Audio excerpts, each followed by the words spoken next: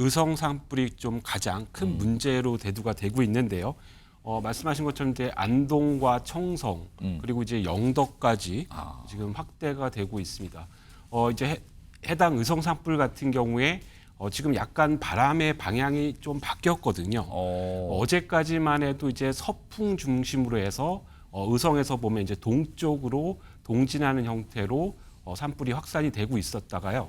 지금은 이제 남서풍 형태로 바뀌었습니다. 그래서 의성을 중심으로 보면 이 북쪽으로 이제 편중이 돼서 산불이 확산하는 이런 경로를 보이고 있고요. 예. 말씀하신 것처럼 이제 강원도라든가 이쪽 지역도 지금 거기도 위험한 거 아니냐는 얘기 나오거든요. 네, 그렇습니다. 이 바람 방향이 이제 북쪽으로 더 치우치게 된다라고 한다면 이 강원도 쪽으로도 이 산불이 확대될 가능성이 굉장히 높아 보입니다. 동해안을 따라서 또 올라가는 거 아니냐. 많은 분들이 긴장하고 있어요, 지금요.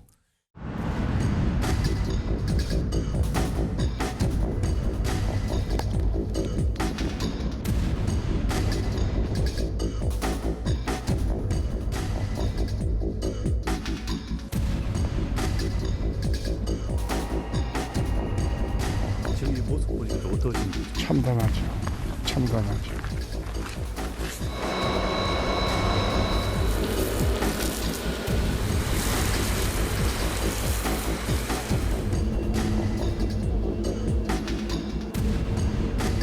걱정이 돼가지고 불편해. 내 마음이 걱정이 돼가지고 다터불 바람이 불어가지고 어떤 하나도 없는 역대 최악의 산불에 맞서 모든 인력과 장비로 맞서고 있으나 상황은 심상치 않습니다. 산불 진화에 모든 역량을 집중해야 합니다. 자, 산불 상황. 제가 계속 심상치 않다. 너무 많은 분들이 걱정하고 계시다 이 얘기 들었는데 전문가 지금 모셨습니다. 함원구 을지대 안전공학과 교수 나와 계십니다. 안녕하십니까. 자, 그리고 임주혜 변호사는 계속 수고해 주시고요. 우선 의성 산불만 보면은 닷새째거든요. 근데 이게 꺼질 기미가 안 보이고 점점 이게 뭐 거의 사방으로 지금 퍼져나가는 상황인데 일단 하회마을 위협하고 있다는 연장이 나오는데 지금 현재 상황 좀 정리해 주시죠. 네, 지금 말씀 주신 것처럼 이제 의성 산불이 좀 가장 큰 문제로 대두가 되고 있는데요. 말씀하신 것처럼 이제 안동과 청성 그리고 이제 영덕까지 지금 확대가 되고 있습니다. 이제 해당 의성 산불 같은 경우에 지금 약간 바람의 방향이 좀 바뀌었거든요. 어제까지만 해도 이제 서풍 중심으로 해서 의성에서 보면 이제 동쪽으로 동진하는 형태로 산불이 확산이 되고 있었다가요. 지금은 이제 남서풍 형태로 바뀌었습니다. 그래서 의성을 중심으로 보면 이 북쪽으로 이제 편중이 돼서 산불이 확산하는 이런 경로를 보이고 있고요. 예. 말씀하신 것처럼 이제 강원도라든가 이쪽 지역도 지금 거기도 위험한 거 아니냐는 얘기 나오거든요. 네, 그렇습니다. 이 바람 방향이 이제 북쪽으로 더 치우치게 된다라고 한다면 이 강원도 쪽으로도 이 산불이 확대될 가능성이 굉장히 높아 보입니다. 동해안을 따라서 또 올라가는 거 아니냐. 많은 분들이 긴장하고 있어요, 지금요. 이런 가운데 지금 또 이게 원래 먼저 시작된 게 이제 경남 산청 산불이거든요. 네, 그렇습니다. 근데 이건 지금 지리산을 위협하고 있다고요, 지금요. 네, 그렇습니다. 그 산청 산불도 지금 계속 이제 진화율이 뭐 80%, 90%까지 갔다가 예. 다시 이제 바람의 세기라든가 여러 가지 지형적 조건을 받으면서 다시 재확산하는 이런 형태로 바뀌고 있고요. 말씀하신 것처럼 이제 지리산 쪽으로도 지금 산청 산불이 방향을 잡고 지금 진행을 하고 있는 근데 시점입니다. 지리산 굉장히 좀 험한데 여기는 진화대원들이 직접 산에 올라가기도 만만치 않은데 헬기가 가장 좋은 수단입니까, 그러면은? 네, 그렇습니다. 실질적으로 이제 산불을 억제하는 방법 중에 가장 효과적인 게 이제 헬기를 운용하는 예. 방법이 가장 효과적인데요. 지리산 같은 경우에 굉장히 이제 숲풀도 우거진 상황이고요. 그래서 우리나라 지금 산불 형태가 일부 이제 수관화 현상도 나타나지만 이제 지표화 형태로 진행을 하거든요. 그러니까 지표화 형태는 뭡니까? 그 바닥에 있는 낙엽이라든가 이런 관목들이 예. 중심으로 해서 땅 위주로 이렇게 진행을 하다가 어떤 이제 특정한 뭐 소나무라든가 뭐 이런 화원을 만나면 또 수관화 현상이 나타날 수도 있고요. 그래서 산림으로 이렇게 헬기에서 이런 약재를 투하하는 것들이 실제 지표까지 도달을 안 할 수 있는 그런 또 상황. 어려움이 있네요. 네, 지금. 그렇습니다. 지금 헬기가 나왔는데요. 오늘도 사고도 있었어요. 화면을 좀 정리해 보겠습니다. 이런 내용들 좀 나오고 있는데 지금 의성에서 나온 이 산불 진화를 작업하고 있었죠.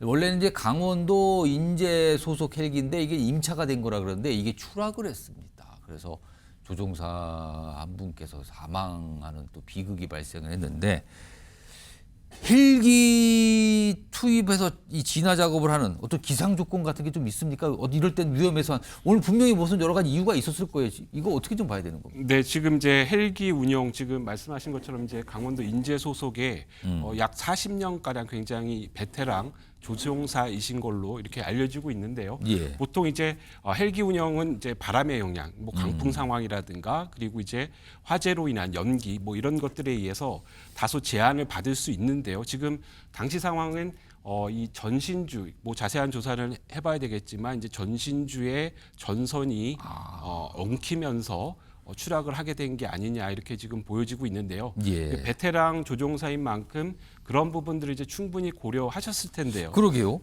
그 연기라든가 아마 여러 가지 상황들이 시야 확보 문제가 있을 수도 있는 거 네네. 아니냐. 네, 그렇습니다. 그래서 지금 저 사고 때문에 잠시 중단했어요. 그러나 다시 또 재개했다는 소리도 들려오고 있습니다. 자, 그런데 이번 산불 초기에는 인명 피해가 물론 있었습니다. 그러니까 진화대원 분들이 작업 중에 그 진화 작업을 하다가 이 사망하고 이런 정도였는데 사실은 의성 산불 쪽으로 가면서 이게 인명 피해가 늘고 있어요. 지금요. 지금까지 전체적으로 보면 수명 넘게 지금 사망자가 발생했는데 인명 피해가 이렇게 큰 이유를 어디에서 찾아야 될까요? 네, 저도 여기 들어오기 전에 24분 정도가 그렇습니다. 지금 나오고 있어요. 속보로 나오고 있습니다. 네, 그렇습니다. 24분 정도가 사망을 하신 걸로 이렇게 나오는데요. 과거에 이제 그 가장 큰 피해 명적을 났던 산불이 예. 강원 동해안 산불이었거든요. 동해안 산불. 아, 그렇군요. 기억납니다. 네, 그렇습니다. 그때보다 지금 24명이라고 한다면 인명 피해가 말씀하신 것처럼 굉장히 많이 나고 있는 상황입니다. 예. 특히 이제 이 해당 뭐 의성이라든가 예. 뭐 산청도 마찬가지고요. 이런 지역들에 계신 분들이 대부분 고령이신 분들, 이런 분들이 굉장히 많은 것들이 고연령층 그렇습니다. 주민분들. 네네. 그래서 저희 그 재난 쪽에서 얘기하는 그러니까 재해 약자라고 해당되는 그런 분들이 많이 좀 계신 이런 이유에 의해서 이런 피해가 많이 발생을 하는 것으로 이렇게 보여집니다. 그렇다면 대피하거나 이럴 때도 아무래도 반응이라든가 여의치 않을 수 있는 이런 분들이 피해를 보신 걸로 일단 봐야 되는 겁니까, 그러면은? 네, 그렇습니다. 그러니까 한 가지 좀 안타까운 지점은 사실 이제 충분히 아무리 이제 산불의 확산 속도가 빠르다 하더라도 상당한 시간 동안 이제 예경보가 되고 또 대피령도 내려졌는데 예. 실제로 이렇게 내려진 대피령이 현장에서 원활하게 집행이 안 되는 부분인 거죠. 말씀드린 대로 이제 고령이신 분들이라든가 자력으로 탈출하기 어려운 이런 분들을 예. 행정기관이라든가 여러 가지 시스템들이 좀 동작을 하면서 이분들을 빨리 대피를 하거나 안전한 장소로 모셔야 되는데 사실 이제 지역적인 여러 가지 현실이라든가 행정력이라든가 이런 것들이 원활하게 현장에서 동작을 하지 못한 게 아닌가 이렇게 보여집니다. 이렇게 산불이 발생을 했어요. 그리고 닥치고 있습니다. 대피를 해야 되는 거 아닙니까? 위험을 피해야 되고. 행동 요령이 있다면 어떤 겁니까?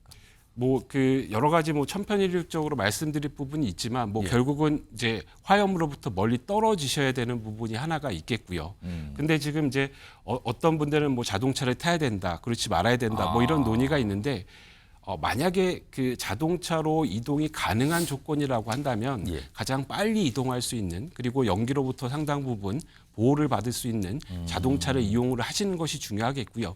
그렇지만 이제 여러 가지 조건상 도로 운행이라든가 이런 게 예. 어렵다라고 한다면 넓은 개활지 그러니까 가연물 나무라든가 이런 것들이 없는 예, 뭐 평평한 뭐 운동장이든 아니면 뭐 논밭이 됐든 흙으로 된 주로 흙으로 그렇습니다. 돼 있는 곳, 그러니까 불이 들어오기 어려운 곳. 네, 그렇습니다. 그래서 그런 개활지에 가연물이 없는 곳에서 예. 오히려 이렇게 좀 침착하게 여러 가지 추이를 보고 탈출을 하시는 것이 중요하겠습니다. 자, 임주혜 변호사. 지금 사망자가 너무 많이 나왔습니다. 그리고 부상자는 뭐 그 이상으로 나오고 그리고 재산 피해 지금 아직 집계조차 하기 어려운 상황이에요. 계속 산불이 되기 때문에. 이런 산불 피해를 보신 분들은 어떻게 호소를 할 수 있습니까, 이거를? 참 참담한 상황이죠. 이 불이라는 것이 참 무섭습니다. 정말 순식간에 지금 온 산을 뒤덮고 있고 많은 물질적인 피해를 가져오고 있는데요. 예. 결국 우리 법에서는 이런 부분들 때문에 과실범의 경우에도 이렇게 방화, 불을 낸 경우에는 처벌하는 규정을 두고 있습니다. 이번 산불이 이게 실화다는 얘기 자꾸 나오거든요, 지금요. 그렇죠. 화재의 원인은 좀 더 정밀하게 분석이 필요하겠지만 예. 원래 과실범은 처벌하는 규정이 별도로 있을 때만 처벌을 하는데 바로 이 화재, 이 불과 관련된 경우에는 과실로 불을 낸 경우에도 형사적으로 처벌하는 규정을 두고 있습니다.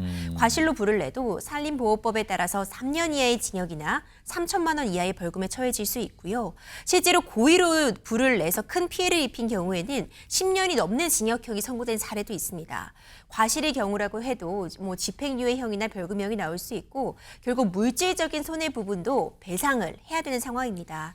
이런 화재로서 피해를 본 경우에는 이따 여러 가지 종류를 나눠볼 수 있겠지만 지금 그 가해자를 특정할 수 있는 상황이라면 그 개인에게 당연히 민사적인 배상 청구를 하는 것도 가능하고요. 만약 이런 화재가 지자체의 관리 소홀로 인해서 더 크게 번진 예. 것이라고 한다면 지자체에다가 배상 청구도 가능합니다. 그리고 화재와 같은 경우에는 사전에 보험 같은 부분이 들어있는 경우도 있어서 예. 이 보험 처리도 가능한 부분이 있을 것이고요. 지금 재난 지역 같은 부분의 선포가 예정되어 있고 진행이 되고 있기 때문에 국가 차원에서의 어떤 보상도 진행이 될 수 있습니다. 일단 내일 비가 좀 온다고는 하는데요. 화면을 좀 보겠습니다. 예보가 되긴 돼 있어요. 내일 오후 제주를 시작으로 전국적으로 비가 확대될 전망. 근데요. 예상 강수량 좀 보겠습니다. 서울 수도권 최대 20mm, 충청 호남 20mm. 이 지역은 지금 산불 지역이 아니에요.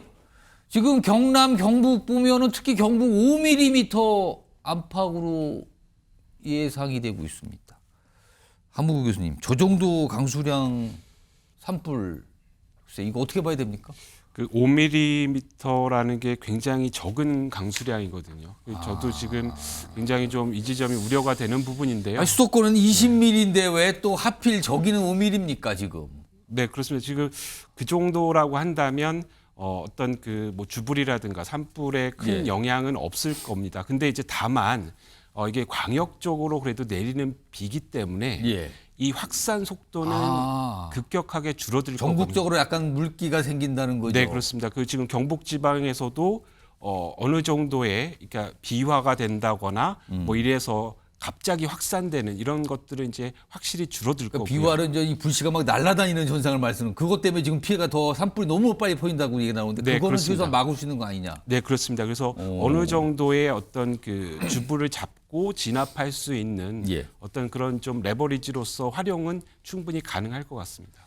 더 좀 오죠. 이럴 때는 좀 많이 오면 안 될까요, 정말? 어떻게 5mm는 너무 적습니다, 지금요. 자, 이런 가운데요. 지금 어제도 나왔지만 이게 교도소 근처까지 지금 경북 지역에 뭐 산불이 접근하면서 지금 저희 사진이 나와요. 이게 교도소 모습이라는데 그러니까 수갑 교도관들이 뭐 소화기 들고 진화도 했고 뭐 그 일부에서는 또 수감자들 뭐 다른 곳으로 옮겼다는 얘기가 나오고 있어요. 뭐 이런 상황들이 계속 벌어지고 있다. 지금 이 모습이 약간 호송, 다른 곳으로 좀 이감하는 그런 모습이라고 해요. 기다리고 있네 버스들이요. 교정본부. 이게 어제 밤 상황이었다고 합니다. 자, 그리고요. 지금 국가유산 피해도 늘어나고 있는데 화면을 좀 보겠습니다.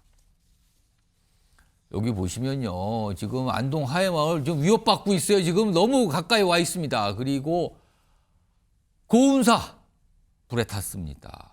그리고 안동 만유정은 피해가 없다 그래요. 여기 당초에는 굉장히 뭐가 피해가 발생했다고 알려주지만 그게 아니었대요. 근데 여기 보면 방염포 덕분이라 그래요? 이거는 어떤 상황입니까?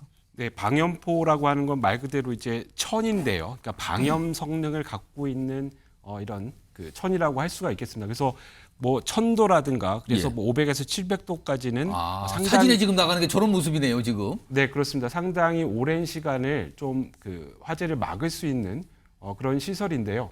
문제는 이제 방염포를 어떻게 잘 시공하느냐. 그러니까 틈이 있어서 그 사이로 불꽃이나 열이 안 들어가도록 꼼꼼하게 시공하는 것이 굉장히 중요하고요. 그리고 이제 저 방염포도 실제로 만능은 아니거든요.